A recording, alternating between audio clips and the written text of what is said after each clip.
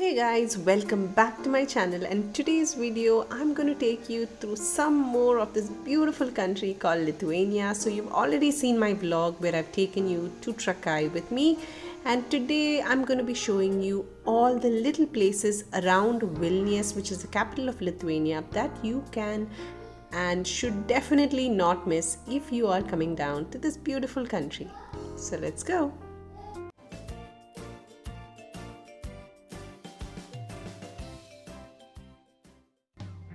So I visited Lithuania in the month of November 2021, and this country at this point received snowfall which was not typical of their weather in November, but I loved it. It was the first time I was seeing snowfalls. I was more than thrilled. So I'm going to show you 7 points around Vilnius city, all that can be covered by foot. And firstly, the most central and prominent location is the Cathedral Square. The Cathedral Square is the main square of Vilnius. It's a key location in the city's public life, situated at the crossing of the city's main streets and reflecting the city's diversity. Regular gatherings like fairs, parades, and since I was here in December, right in time for Christmas, there was quite a bit of activity happening in terms of the Christmas fairs, markets, and there was a lot of buzz happening in this location. And you can see the Christmas tree here and all those little Christmas stalls that were put up. And one of the most distinctive features of the square is the cathedral's bell tower. The lower part of this tower has the medieval origins, built in the 13th century, and the upper parts were added in the 18th and 19th century. And very close to the tower is a stone called the Magic Place, or a miracle stone, marking the place. According to urban legend, the human chain of the Baltic Way was started, linking Vilnius with Riga and Tallinn. It is said that if a person steps on this stone and turns around 3 times, the wish will be granted. And I was of course not going to miss that opportunity. This is the beautiful snowy white Christmas tree that was put up, and little Christmas stalls which had a lot of authentic local crafts. And just a few steps from the cathedral is when you will reach your next stop, and that is the Palace of the Grand Dukes of Lithuania. Originally constructed in the 15th century for the rulers of the Grand Dukes of Lithuania, over the years the palace has undergone several reconstructions and transformations, and the history has been very beautifully and artfully captured in the palace, which now functions as a museum. So there are several routes that you can select on the museum depending on your interest. I chose construction and a tour of the rooms and the artifacts of the palace. I personally loved the artwork and the paintings that were displayed. The rooms were set up really royal, and it really gave you a feel of the life of the dukes and the way they conducted their day-to-day lives within these walls. Now, once you're outside the palace, you would see a tower right on top of a hill, and this is the Gediminas Tower. Gediminas Tower is an important state and historical symbol of the city of Vilnius. The legend has it that the Grand Duke Gediminas, growing weary after his successful hunting in the valley, he retired at the top of the hilltop and spent the night there. Now Gediminas has a dream that on top of the same hill he had spent hunting that day stood a great iron wolf howling loudly. This court magician interpreted the dream to be an omen, indicating he should build a city in this place which would become known around the world and be the capital of Lithuania. Gediminas, obeying the will of the gods, built the future capital city and a castle in the center of it. The city was named Vilnius. The Gediminas Tower that we see today is the only surviving part of the castle that was originally built by Gediminas. You can easily reach the top of the tower by foot. It's only a short walk to the top, and the tower houses a museum exhibiting the archaeological findings from the hill and the surrounding areas. The building is 3 stories tall and is made of a decade-old bricks. The view from the top of the tower was just amazing. We did enter the tower as well for a very reasonable cost, and here we got to see a couple of the artifacts that was collected.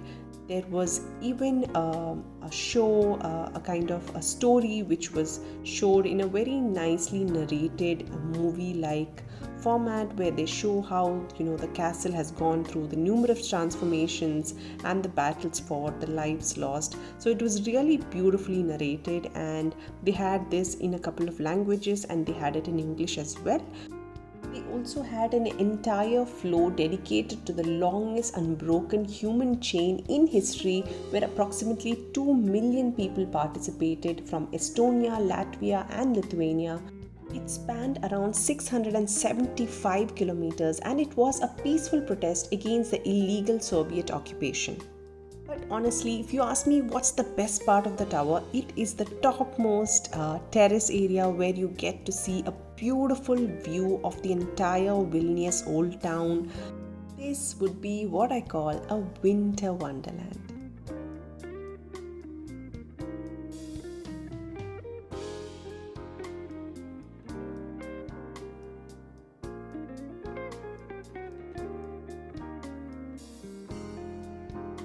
Descend down the hill, and only a short walk away is the Vilnius Old Town.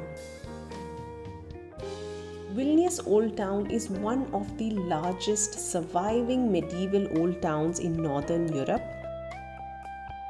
What you see here right ahead is the Gates of Dawn. The Gates of Dawn is a major Christian pilgrimage site in Northern Europe due to its iconic statue of the Virgin Mary without the baby Jesus.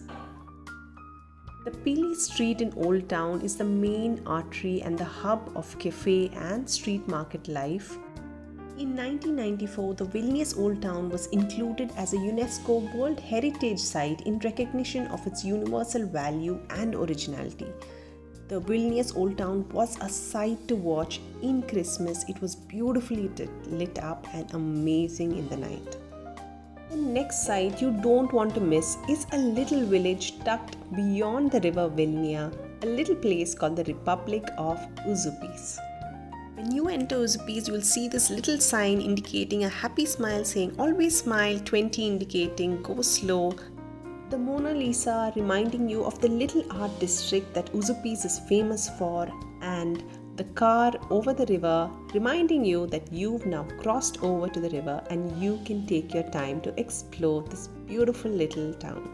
So right when you cross over, they call it the Republic of Uzupis, so it's only apt that it has even a border control, so you can go in and even get your passport stamped. Though I wouldn't recommend getting this in your passports because it can create some issues for you at immigration, but you can definitely get some souvenirs. They have a really interesting constitution that you can pick off. And you can get your constitution stamped just to be like a little souvenir that you can carry back with you from Uzupis. Now if you cross the river Vilnia and turn around, you will see the little mermaid of Uzupis hidden in a wall. Her hair is similar to Medusa according to the tale. The mermaid will lure you in with her charms, and those who are caught under her spell will never leave. Uzupis has even a swing of fate, which is great to take photographs. It's a great spot in the summer, but I went in the winters. The water levels are pretty high and it was pretty chill, so yeah, I did not attend that, but yeah, that's maybe for another day. And when you come into the city center, you will find the Angel of Uzupis. The angel blowing a trumpet was erected on the April 1st of 2002. It became a symbol of the revival of Uzupis. Uzupis is also famous for one of the oldest cemeteries in the city, the Bernardine Cemetery. It was established in 1810 by the Bernardine monks. The cemetery is where numerous famous scientists, painters, intellectuals, and professors were buried. We did meet this little furry little beauty in the cemetery, and I must say, for a cemetery, it felt unusually calm and peaceful. Another thing Uzupis is really famous for is for the wall art, and you can see here these were just random pieces of paintings which were so beautifully decorated on the walls of Uzupis. You can spend hours just looking at these paintings, and generally has a really nice vibe to the city. And this is one stunning piece of art which I saw just across a random corner. Uzupis also has some really amazing little shops with a beautiful bohemian vibe, perfect to pick some souvenirs. You may also find some great artwork randomly across Uzupis, and if you are into art, you should check out the art gallery of Uzupis. It has some beautiful little offbeat paintings and artistic creations. Definitely a must watch. Now from the bright Uzupis, we come to the dim and darker side of Vilnius, which is the Museum of Occupation and Freedom Fights. Established in 1992, the museum is located in the former KGB headquarters.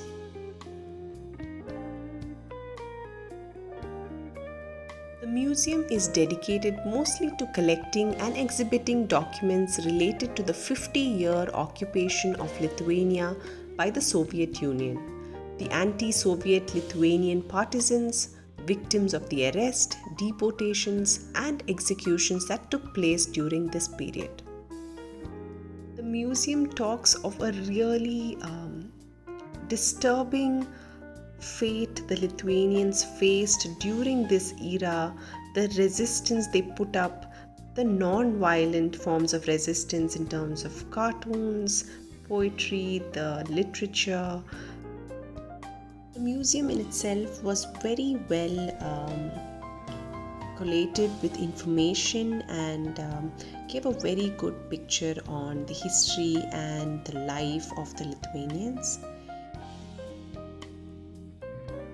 They even had artifacts of hope and what kept the people going during these trying times. It was very heartfelt. You could really connect to the stories, and it was a very grim sort of stories that you could see through it. And Lithuania was invaded by the Soviet Union in 1940s, and the basement where they had the mass arrests and the deportation which followed, the building's basement became a prison, and there were around 1,000 prisoners which were executed in the basement between 1944 and the early 1960s, which accounted for around 1/3 of the resisting population. Very disturbing visuals, and it is not a place for the light-hearted. There was a padded cell which was soundproofed, where they kept the prisoners who were deranged from the torture, and there were torture cells. It was a really dark era that the museum spoke about, and definitely we came out of it feeling really grim and dark, but definitely a must go to understand the people of Lithuania and what they had to fight in order to gain their independence. And the last site that I visited in this beautiful city was the Halle's market. In the 15th century, the site of the current marketplace was initially named the Horse Market. Later, in the 16th century, it became known as the Grain Market. In 1906, a new market was erected, designed by Vilnius architect and engineer with the help from local entrepreneur Petras Vielisis. For a long time, the building now known as Halle's Market continued to be called the Grain Market, and only in 1914 did the names Halle's Market take over. This is the oldest marketplace still operating in Vilnius.